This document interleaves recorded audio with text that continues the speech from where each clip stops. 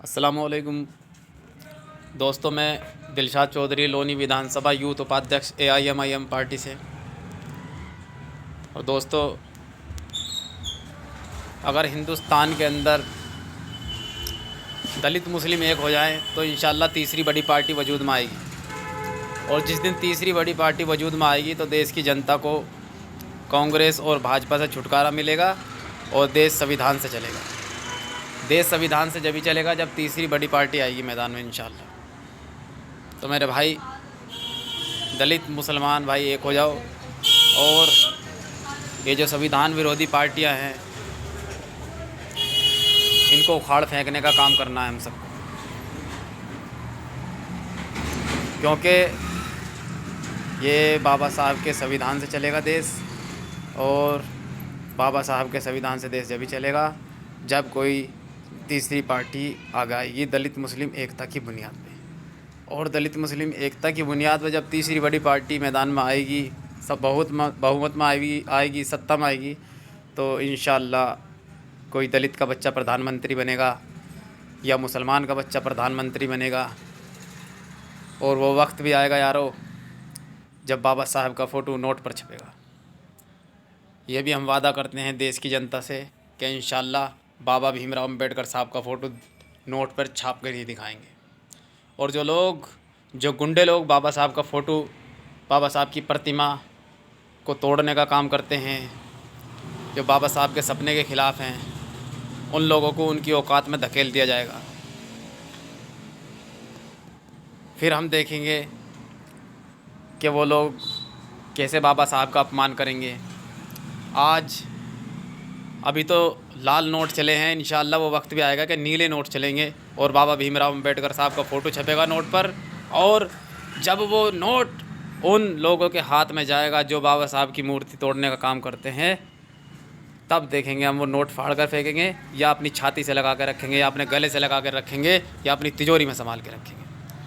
अगर मनुवाद को मिटाना है, उनकी औकात में धकेलना है, तो दोस्तों याद रखो मेरे देश के मुसलमान भाइयों, दलित भाइयों, गरीब हिंदू भाइयों, सब सुनो, एक हो जाओ और तीसरी बड़ी पार्टी को लेकर आओ। दलित मुस्लिम एकता की बुनियाद पर ही तीसरी बड़ी पार्टी बनेगी। ये देख लो आज देश हमारा बर्बाद हो रहा है। कोई भी मतलब जनता का सम्मान नहीं है, जबकि सबसे ज़्यादा सम्मान हमारे संविधान ने अपने नागरिक को दिया है। बाबा साहब ने 1 वोट 1 वैल्यू और 1 पर्सन 1 वोट का कानून लाकर एक आम आदमी को भी इज़्ज़त दी है। आम आदमी को भी ये बता दिया है कि तुम्हारी सलाह के बिना, तुम्हारी मर्ज़ी के बिना, तुम्हारी वोट के बिना प्रधानमंत्री नहीं बनेगा, मुख्यमंत्री नहीं बनेगा, एक छोटा सा प्रधान भी नहीं बनेगा।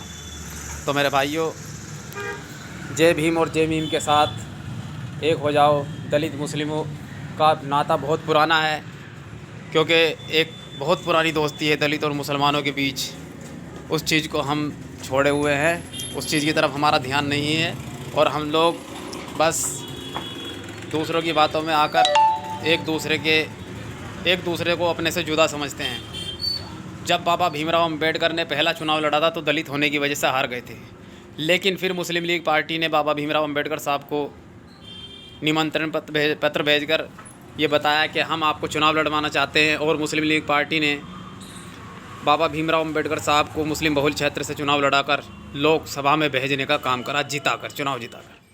तब बाबा साहब को संविधान लिखने का मौका मिला और बाबा साहब ने भारत का संविधान लिखा। और बाबा साहब ने वो संविधान लिखा कि दुनिया का कोई संविधान इसका मुकाबला नहीं कर सकता। तो मेरे भाइयों, हर मोड़ पे अगर बाबा साहब की महानता के पीछे कोई खड़ा है तो वो मुसलमान सीसा पिलाई दीवार बन के खड़ा है और खड़ा था, खड़ा रहेगा इंशाअल्लाह। तमाम दलितों, बहुजनों, जितनी भी बिरादरी दलित ग्रुप के अंदर आती हैं, सभी से निवेदन है कि हिंदू दलित मुस्लिम एकता के साथ आगे बढ़ो। चाहे आप भीम आर्मी में हो, चाहे आप राजपाल राजभर जी के साथ हो, चाहे आप बैरिस्टर असदुद्दीन ओवैसी के साथ हो, सब एक हो जाओ। और भागीदारी संकल्प मोर्चा को मजबूत करना है उत्तर प्रदेश के अंदर और योगी सरकार को उखाड़ के फेंक देना है यहाँ से। इस सरकार ने धारा 44 को उत्तर प्रदेश की जनता के लिए ऑक्सीजन समझ रखा है। जब भी जनता अपनी कोई मांग पूरी करती है या कोई मांग या अपनी आवाज़, अपनी दर्द को बताने का वक्त आता है तो धारा 44 लगा दी जाती है। इसीलिए दोस्तों, बस मेरा यही कहना है, अगर देश एक तरफ देश है और एक तरफ है मोदी, ये भाजपा सरकार। अब देखते हैं कौन देश बचाएगा। अब यह पता चलेगा कि देशभक्त कौन है। तो मेरे भाइयों, दलित मुस्लिम एकता जिंदाबाद। जय भीम, जय भीम। अस्सलाम वालेकुम रहमतुल्लाहि व बरकातहू।